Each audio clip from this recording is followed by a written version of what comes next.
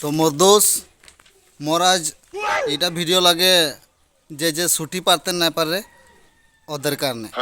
তো যে ছুটি পারতে না পারে ওরা এরকম তিতা গাছটার পাত্তা লিবি।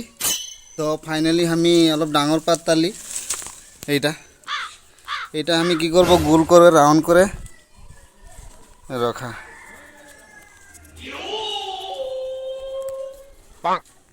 তো রাউন্ড করে আমি এরকম লিব দেখেলে আর এটা এক সাইডে আমি এরকম চিপে দিব মানে চ্যাপটা হয়ে যাবে এরকম চ্যাপটা দেখেলে তখন আমি বাজাবো ছুটিটা।